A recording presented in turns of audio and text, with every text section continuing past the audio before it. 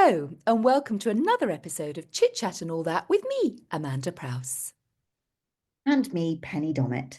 Thank you for joining us yet again for a dose of chit chat, not around the table as we have conquered technology.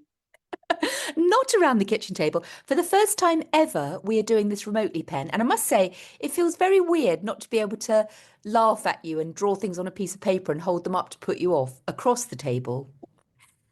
And be able to give you the odd punch. Or kick, and no dog Yeah. snorting.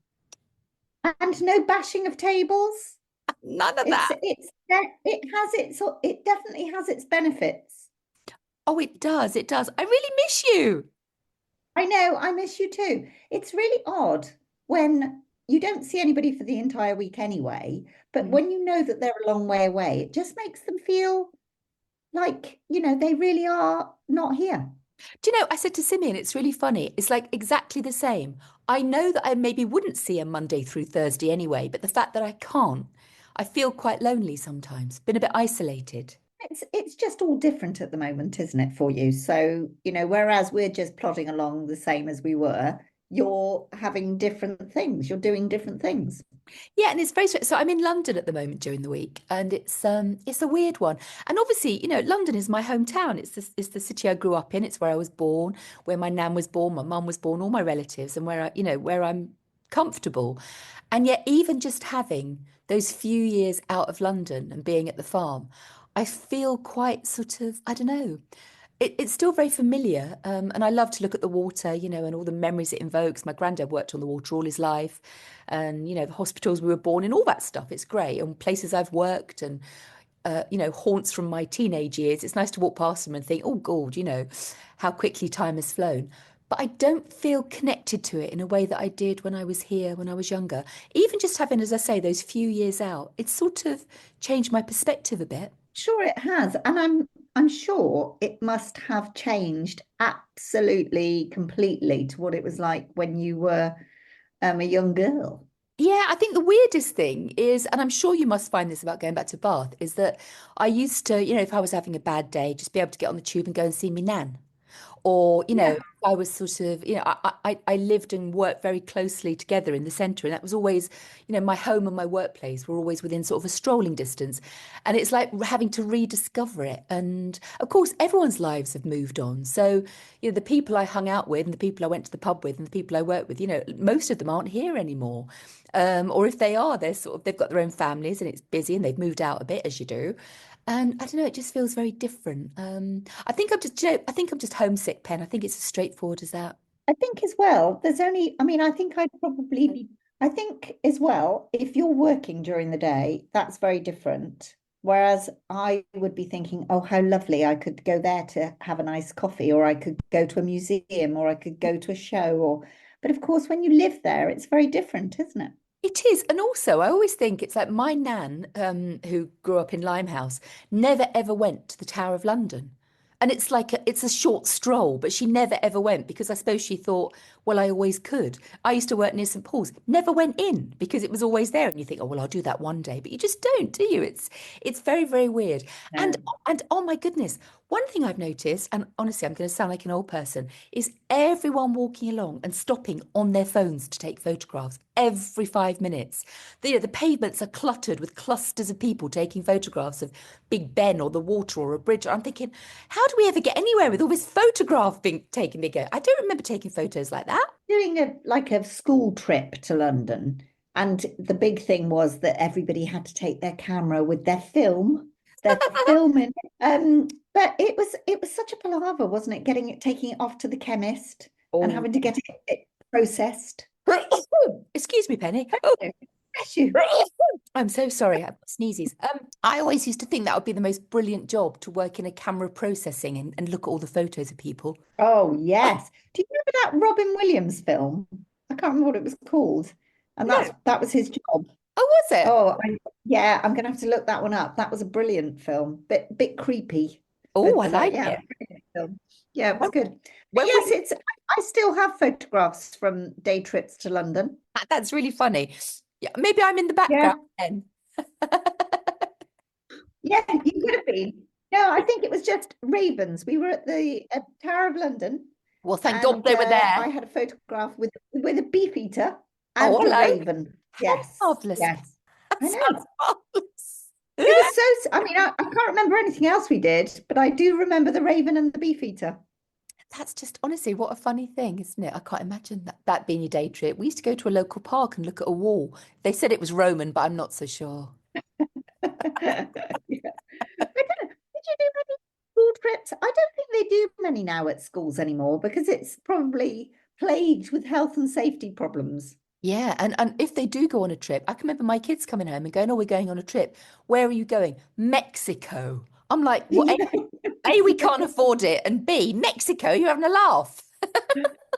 I know, crazy, absolutely crazy. But I think as well, it's just all is so expensive. Even if they go a short distance, by the time they've all got a coach and they've, you know, packed the sandwiches and everything, it's just all so expensive. Imagine being a teacher organizing that trip. I mean, it must be so stressful. I'm coming out in a cold sweat just thinking about it. I definitely lose a couple. Definitely lose a couple. I'm sure. You know, you Yeah. can't be Can you counting them imagine in. driving off? Oh my gosh, we've forgotten Harry. We found a cub once. Cub? What, as in a Cub Scout or a Yes. Tiger Cub? No, as in a Cub Scout. This is absolutely true. We used to drive out on a Friday night and go to this place called Ashridge Forest, which I think is in Hertfordshire. Someone will correct me on that, I'm sure. And we'd go out in the car, and my mum would take a picnic, which was usually cold leftover from whatever we'd had the night before, probably macaroni cheese, I'm thinking. And we'd sit under a tree, have our cold macaroni cheese, have a little mooch around, play with sticks, run around, and then get in the car and drive home. And it was like a really lovely Friday night in the summer thing to do. And we went to get back in the car, and there was a small cub stood by the car. This little boy. I don't know why I'm laughing. It's terrible. He was about 6. And my mum and dad said, "Are you all right, love?" And he went, "They've gone without me." So they said, "Who?" No. Yeah, my mum and dad said, "Who has?" He went, "That I was with the Cubs and they had a minibus and they've gone without me." And he was really upset, obviously. So mum said, "Look, this is before the days of telephones. You know, there's not a building around. There was no." Mum said, "Look, you can see that I've got lots of little children because obviously I was one of 4." She said, "So if you get in our car, I will take you to where, to where you've come from. Where is it?" I'm from, and he told him, I think it was Watford he was from. And so mum and dad said, "Right, we will take you there." Well, literally, as mum and dad pulled up, you could see they were just starting to panic. It was that look on their faces as they realized. And his mum and dad hadn't arrived yet, but the people who were organizing the trip, I suppose, what's the cub leader called? Is it Kayla? I can't remember. Yes, Yeah. Arcala. Senior cub. But they were all sort of just starting to think, hang on a minute, have we, where is he? Where's he gone? And mum and dad just pulled up in the car and they were like, "Oh, thank you so much." But I mean, that nowadays, what would you do? I wouldn't say to a kid, "Get in my car."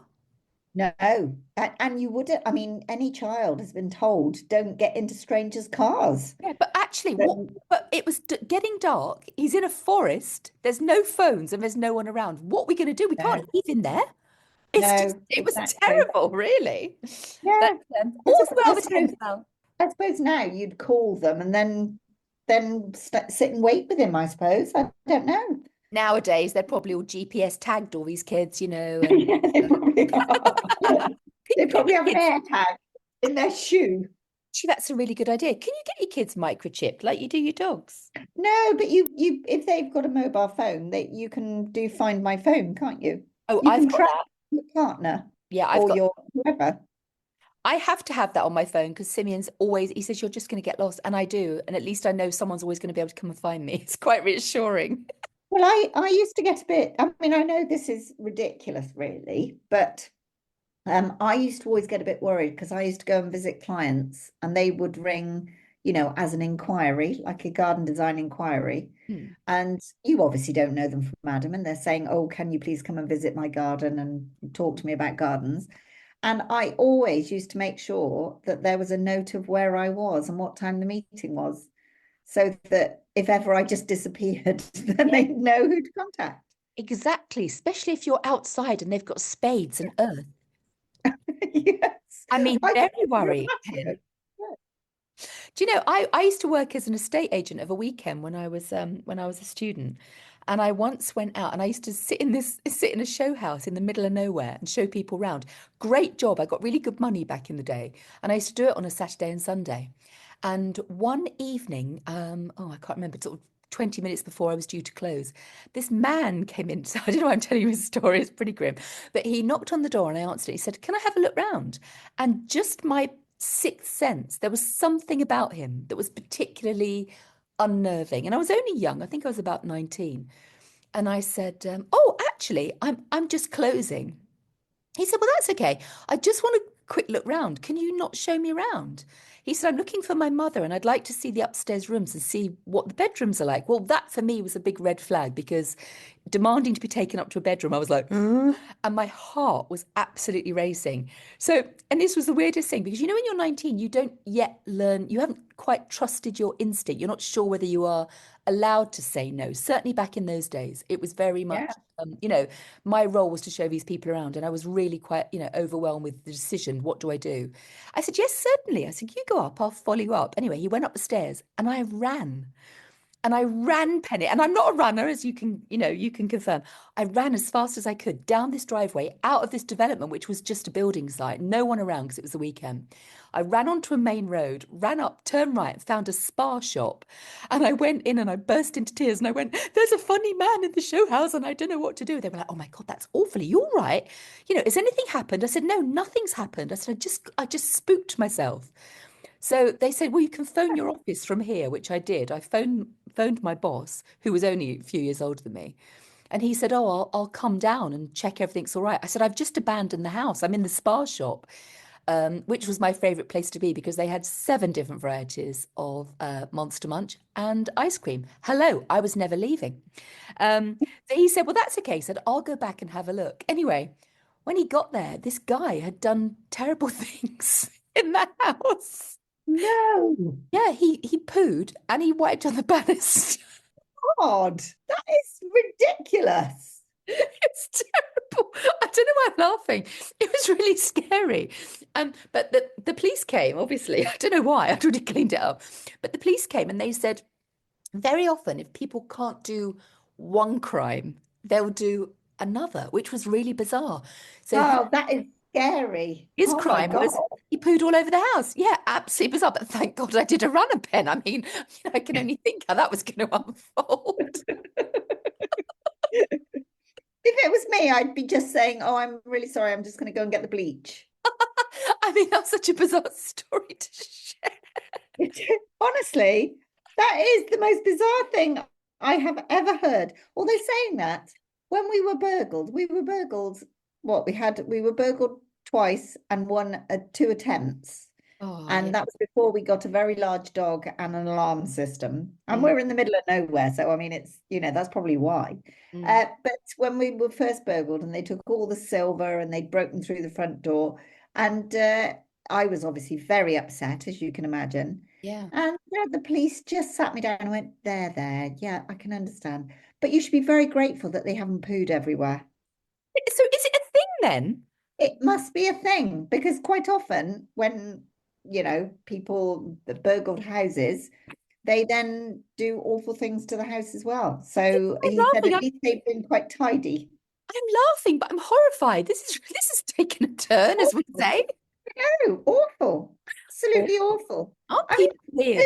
who manages to poo to order, for goodness sake? Well, I could tell you what, I quite envied his dexterity, I have to say. I mean, who can be You that know, regular? Exactly, Pen. No, I'm with well, you. and who can do anything creative with it is all I can say. That would have put a whole different spin on Tracy Emin's bedroom thing. Stop it. Oh my God, that's terrible. Oh What's your dear. news, Pen? What have you been up to? What have I been up to? Well, it has been very busy in the garden. Ooh. I've been watching the tulips. They're about 3 inches high now. So it's not going to be long. I reckon another 4 to 5 weeks, and we will be having flowers, which Oh, will be that's lovely. wonderful. Yeah, the tunnels are all full of lovely seedlings, and the greenhouse is absolutely chock-a-block full of seedlings. So Mm. yeah, it won't be long, but and weirdly, the weather has been so mild, hasn't it? Yes, although I think there's a cold snap coming, Pen, I think they said. I think they have said that. But Mm, really, I mean, they're only talking like -2. It's not like it's not like a proper coldness. no.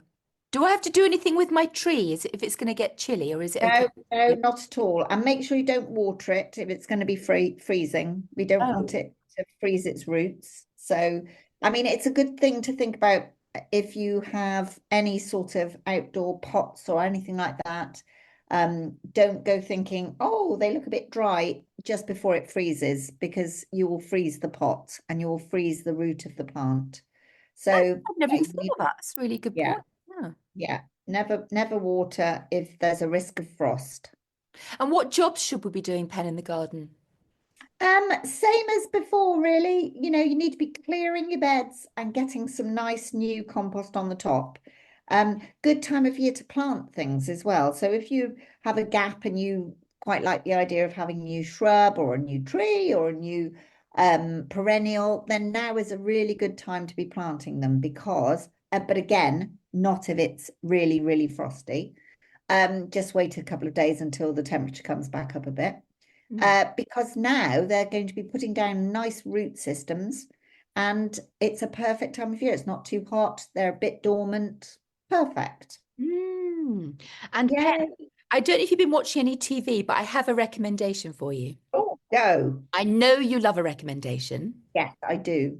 I've been watching this comedy series, very gentle, very, very beautifully observed, called The Cockfields. And it's on BBC iPlayer and it's with Joe Wilkinson. I think it's sort of semi-autobiographical. I think I read about his life. But oh my gosh, it's set in the Isle of Wight and it's basically just a family story of, some amazing characters. But it is profoundly moving, very, very funny and really original. Quite a gentle, slow burn, but so worth sticking with. I think you'll love it. Oh, funnily enough, I saw that advertised and I thought, is that for me? So I'll give it a try. I will give it a try. Give it a Can try. I recommend a book? Yes. We are reading for book club at the moment, a book called Northwoods Oh. by Daniel Mason, Hmm. and it is absolutely enchanting. Oh. It's really, really interesting. Set in America, it's a house, and they each chapter is different people that live in this house. Oh, I remember you telling us about that. It sounds Yeah. brilliant. Does it go back? It's, Did you say it went to the Civil War, wasn't it, originally? yes, Oh, yeah. So I'm only halfway through, so I'm not going to give anything away. But at the moment, I'm loving it. I just love the language of it. oh, that sounds Really, absolutely really brilliant. lovely. Oh, I Yeah. love that. And of course, this Wednesday, or very, very excited, or in fact, maybe by the time this goes out, one episode will have been. We have a spin-off from Motherland, which is Amandaland.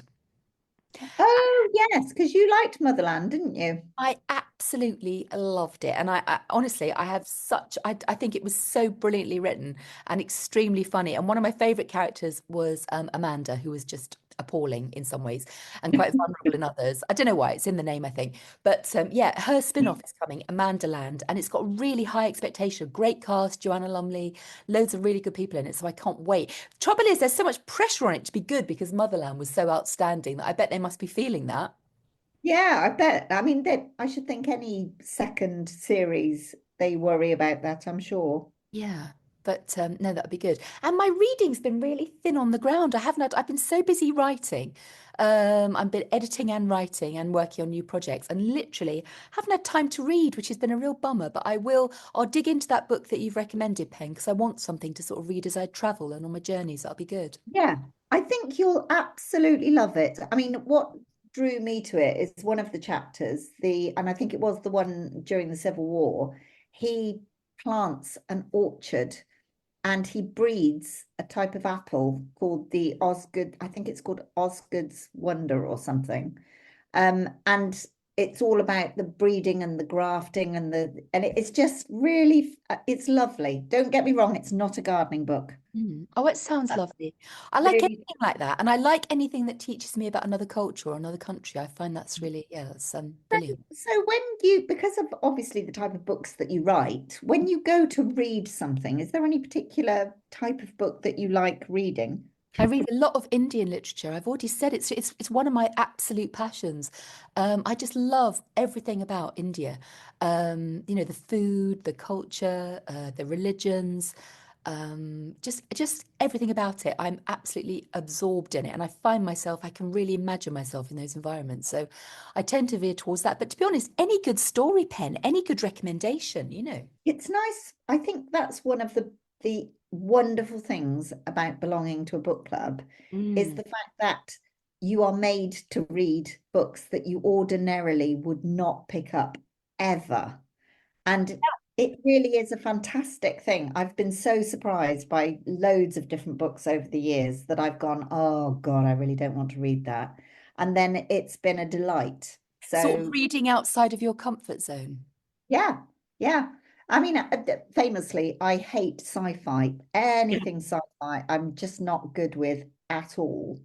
And we've read a few that actually have I've really enjoyed. So there Mm. you go. Oh, I love that pen. That's brilliant. Yeah, You know what? A gentle intro into sci-fi. You should read Cloud Atlas by David Mitchell. You might love that. It's almost I not. got it. Oh, Yeah. that's lovely. And I'm not particularly a sci-fi fan, but I loved that. I really did. So, Well, somebody said, "Oh, but you do like sci-fi because you liked The Time Traveler's Wife." oh, that's not I, sci-fi. I didn't think it was sci-fi. I Just a don't know great quite what love you call it. story. No, I What love is it? What would you call it? I'd call it I don't know, a sort of Fantasy? a bit of a fantasy romance, but it's not, is it? It's a unique, No, grounded in reality, and just the book that grabbed us all. Absolutely amazing book by an amazing writer. I loved it, loved it, loved it. I did. I loved it. And actually, I loved the film. I haven't Um, seen it. I haven't seen the film. yeah, it was. Who was the person? I can picture him now. Who was the person that was in? Eric Banner, it was, wasn't it? No, it wasn't Eric Banner. It was the other one that's, I think he's Scottish, but he wasn't Scottish in this. I can picture him now. He was Gerald Butler. Well, no, he wasn't. No. It, it was Gerald. I'm going to Google it because we can do that now, you see, This because is one of these moments, Pen, where this is a whole sweetbread moment. what was it called? Time Traveler's Wife. Yeah. Time Traveler. And it's going to be someone that we don't know. Can I Oh, just tell you that my sourdough starter it is back on. He's back on. He's doing brilliantly. So bread is back on the table, that is so and cool. he needed a new name, of course. So he's Bread Pit. Bread Pit. Well, I can't wait to see the fruits of Bread Pit. So did you look it up? Who was in the book we were talking about, Time Traveler's Wife? I hate to tell you you were right, but it was Eric Banner. Well, You remember everything. You're just I know. so amazing. Although I bet you don't remember this. We were just talking about India, Yes. and I think it was probably 2 days after we met. You looked at me and you went, "We need to go to India." Yes. Remember that conversation? I do. How weird is that? Yeah, I know how things go round and round in a And what was little. the other place we said we needed to go to? I can't remember. Yes, you can. Where was the other place we said we needed to go to? It's cold. Oh, Norway, of Way. course. Of course. That goes without saying. We keep saying that all the time. I know. Although to be honest, Pen, at the moment, I'd happily settle for, a coffee in a service station on the M4. Yes, yes. I mean, honestly, I'm going to definitely see you when you're back on Friday. Yes, No, please. Saturday. Yeah, Saturday. whenever I'm home, I Yes, will definitely see you. yes, Pen, yes, yes. we have yet again zoomed to the end of another episode. It's been different this week, not quite as I don't feel as connected because I don't like being apart. But you know what? It's just been lovely to see your gorgeous face and lovely to chat all the usual shenanigans and to share a story about someone doing a poo on a banister. But I don't know. you know what? If nothing else, this has really proven that, with technology, you can be chatting to anyone, anywhere, That's true. and seeing your little happy face. I know. Thank you, darling, and seeing yours I too. know. I Well, know. Ken, until next time, yeah, which, it'll be lovely. I can't wait to see you. Thank you so much to everybody who's listened today. And you can catch up on all previous episodes from wherever you get your podcast from. Thank you so much for joining us. Do drop us a like, follow us if you can, comment, give us a little rating. We love all that, don't we, Pen? We definitely do. And subscribe. Do you know, it's no fun since you've mastered it. We need to find a new one that you can I show just off show on. off now. You're just I just showing show off. off. Thank you so much for listening. Until next time, take care. Bye.